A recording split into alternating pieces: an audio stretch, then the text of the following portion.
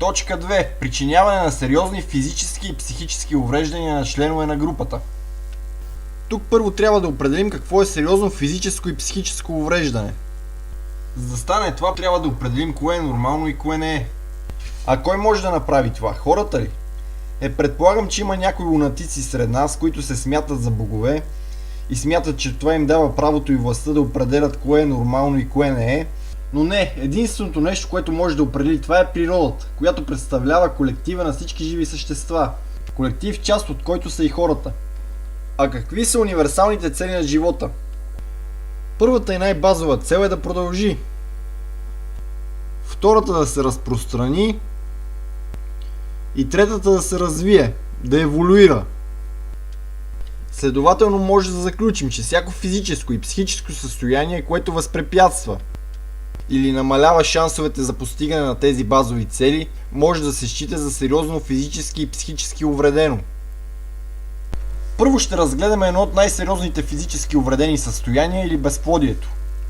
Както се посочва в този сайт, безплодието или стерилитета най-често се дефинират като невъзможност за зачеване след една година неуспешни опити при редовни полови контакти и без предпазни средства.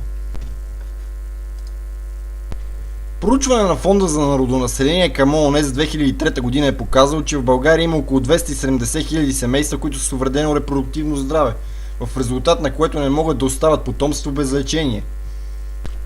Тези данни се потвърждават от няколко различни сайта, занимаващи се с репродуктивното здраве. Сега нека да разгледаме главните причини за тези огромни нива на безплодие и да преценим дали те не са изкуствено завишени. Една от главните сред тях, както е посочено и тук, са абортите, които разгледахме в предишното видео. Но тя далеч не е единствената. Има още много фактори, които увеличават риска от безплодие както сред мъжете, така и сред жените, някои от които са посочени в този сайт. Тук първо трябва да отбележим, че повечето фактори влияят по различен начин върху двата пола заради разликите в тяхната физиология. Затова първо ще разгледаме рисковите фактори сред жените, а след това и сред мъжете.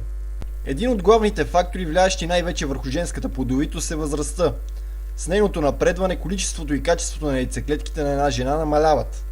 Колкото по-голяма е възрастта на една жена, толкова по-голяма е риска от спонтанен аборт, както и вероятността потомството й да се роди с физически и психически увреждания. Това е така заради по-големия риск от хромозомни аномалии, които се появяват в яйцеклетките с тяхното остаряване, както и от някои здравословни проблеми, свързани с застаряването. Ако разгледаме още няколко сайта, занимаващи се с репродуктивното здраве, веднага ще установим, че най-плодовитите години в живота на една жена са от 20 до 25. Като с напредването на възрастта, шансовете й за забременяване прогресивно намаляват, а риска от безплодие се увеличава. И тук естествено всеки рационално мислещ човек следва да попита: какви ли са действителните цели на определени феминистки движения, както и на някои така наречени правозащитни организации, които вече активно от близо 60 години работят за правото на жената да бъде по-продуктивен роб, служител, тотално зависим от финансовото състояние и прищевките на една или друга корпорация или работодател, както и нейното право да убие собствените си деца,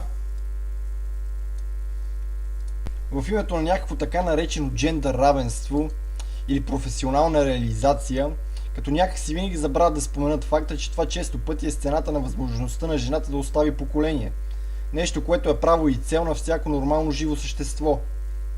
А колкото до тази карикатура, която е в официалния сайт на Европейската комисия, мисля, че тя говори сама за себе си.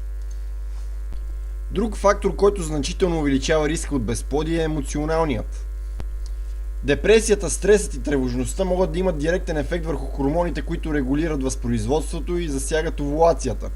Те могат да увеличат сърдечния ритъм и да повишат нивата на кортизол в кръвта. Също така емоционалният стрес намалява произвеждането на окситоцин и увеличава нивата на норепинефрин, който потиска половите хормони. Тук първо трябва да отбележим, че работата е една от главните причини за стрес в световен мащаб, а заемането на по-висше стояща позиция в иерархията на определена фирма или корпорация, както и някои професии, в повечето случаи не се асоциират само с по-високо финансово възнаграждение, но също така и с повече отговорности и по-голям стрес, както физически, така и психически. Втория голям причинител на стрес е дисфункционалната семейна среда. Но тъй като тя според мен е една от главните причини за сегашното състояние на обществото ни, както и за геноцида, пред който сме изправени, за нея ще направя отделно видео, към което ще предоставя линк. Друг голям фактор са рисковете на околната и на професионалната среда. И тук мисля да разгледаме няколко клипа, посветени на жените в армията. За тези от вас, които разбират английски, ще предоставя линкове и ви съветвам да отидете и да ги прегледате. А за останалите ще се опитам да разясня най-важните части от тях. Първите два клипа са посветени на това дали трябва да бъдат премахнати ограниченията, които забраняват на жените да участват в пехотата на американската армия, както и в директни сражения. Между другото, през 2013 година тези ограничения са били премахнати, като се окуражава вписването на 33 000 жени в пехотата, за да стане тя по-джендър неутрална. Наистина тези видеоклипове се отнасят за Америка, но тъй като същите политики се прилагат и в България, тук те са също толкова актуални. Още с заглавието си първия клип показва едно от изкривените виждания, които се налагат в момента в европейската цивилизация. Преведен той значи жена морски пехотинец, като тук отбелязвам, че морската пехота и пехотата са два отделни клона на американската армия, казва, че жените са физически по-нисши от мъжете и не трябва да са в пехотата.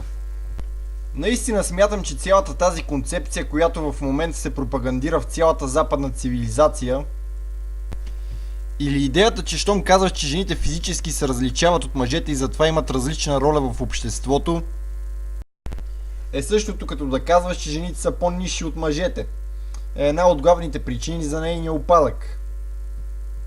Вътре в самото видео военнослужащите изразяват своите притеснения от премахването на все още активните в онзи момент ограничения. Като игнорираме фактите, които самата тя повдига, или това, че премахването им значително ще намали ефикасността на военната институция и ще даде възможност на главнокомандващи да прехвърлят всяка жена, записана като военнослужеща в пехотата, независимо от желание и физическа подготовка. Нека да разгледаме медицинските проблеми, с които тя самата се е сблъскала. Както самата тя признава, въпреки физическата й подготовка и факта, че тя самата е преминала през една фракция от физическото и психическото натварване, през което минават нейните колеги в пехотата, тя е претърпяла атрофия на мускулите, загуба на тегло и е развила медицинско състояние, което, както пояснява в следващото видео, е отнело способността й да произвежда естроген и е направил стерилна.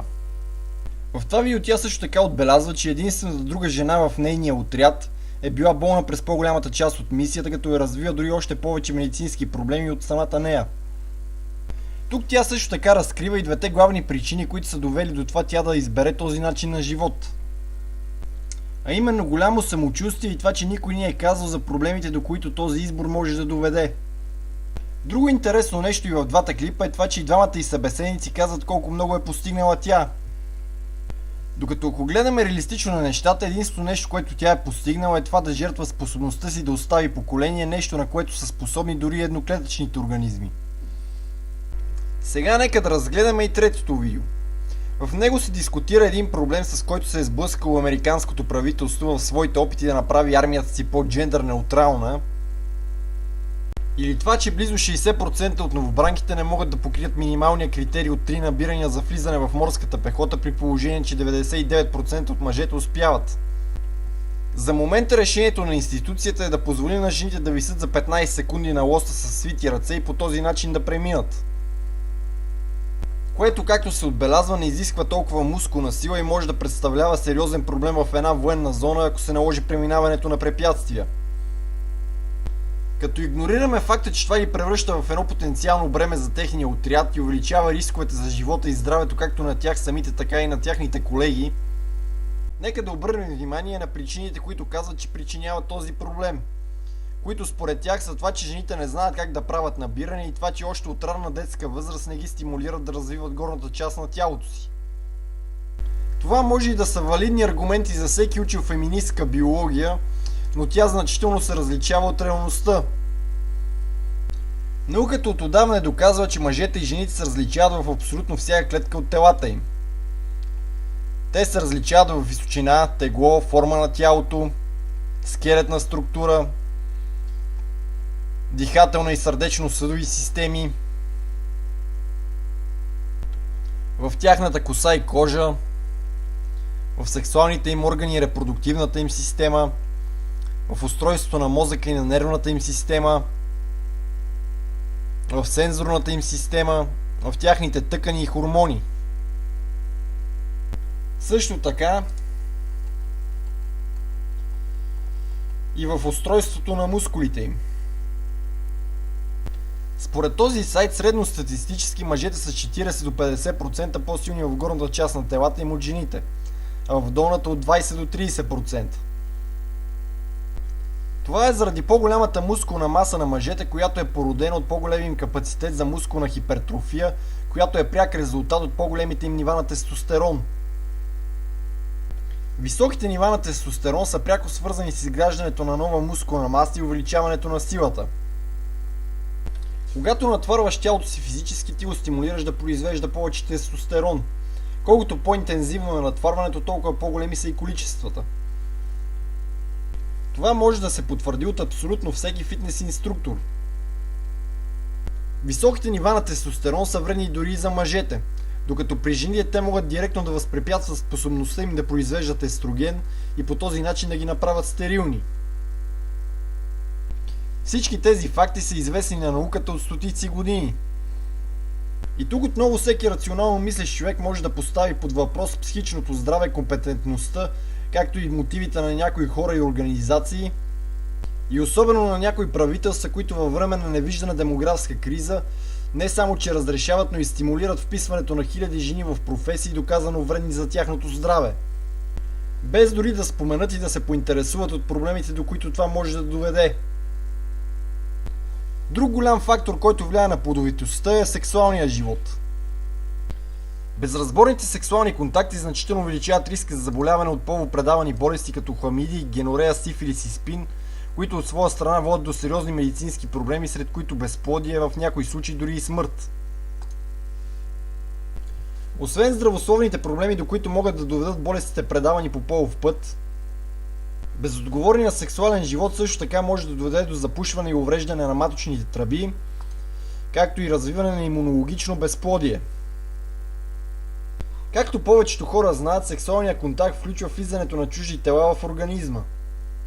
Нещо, срещу което имунната ни система е създадена да се бори. Когато тези тела са много и разнообразни, тя започва да произвежда антитела с цел предпазване на организма от замърсяване и заразяване. Друго нещо, което може да причини безплодие, особено сред жените, са някои секс стимулатори. Експерти са установили, че 7 от 8 вибратори са опасни за здравето и могат да причинят хормонални нарушения в женския организъм. Това е така заради някои вредни субстанции, които се съдържат в и се използват за създаването на различните секс играчки. Тези вещества не само че разрушават репродуктивната система на женския организъм, но и експерти са установили, че те влошават работата на черните дробове и бъбреците, като могат да пострадат дори и белите дробове. И въпреки това те остават легални. И тук естествено трябва да попитаме, защо никой не прави нищо за да се спре сексуализирането на децата още от ранна детска възраст и защо постоянно се въвеждат мерки, които изострят това сексуализиране. Отскоро и в България започна издаването на книги и учебници, целящи образуването на децата по въпроси, свързани с тяхната сексуалност още от деня на тяхното раждане. Но по-интересното е какво се съдържа в тези учебници. Според това заглавие, под натиска на Европейския парламент, може ще извади епопея на забравените от Иван Вазов от учебната програма и ще внесе предмета сексуално образование. Материалите, които ще се преподават по този предмет, най-вероятно ще са по стандарти, въведени от Световната здравна организация чрез документ от 2013 година. Според този документ, децата от 0 до 4 години трябва да бъдат информирани за удоволствията и насладите, които могат да бъдат извлечени от докосване на тялото чрез ранна детска мастурбация. Да се обясни на децата за правото им да изследват половата си идентичност, да се приеме факта, че има различни начини да бъдеш дете в семейството, да се осъзнае факта, че има различни връзки и тъй като прегледат документа, че трябва да имат позитивно настроение към различните сексуални предпочитания. Децата от 4 до 6 години трябва да консолидират половата си идентичност, трябва да бъдат информирани за различните форми на семейство, трябва да приемат разновидностите и трябва да бъдат информирани за еднополовите сексуални отношения. Децата от 6 до 9 години трябва да бъдат информирани за изборите на бащинство, майчинство, бременност, безплодие, осиновяване относно идеята за контрол над бременността, възможностите да се планира и да се вземат решения относно семейството, различните методи за контрол над бременността, да се информират за удоволствията и насладите от докосване на собственото си тяло, мастурбация и самозадоволяване, да научат за сексуалните права на децата,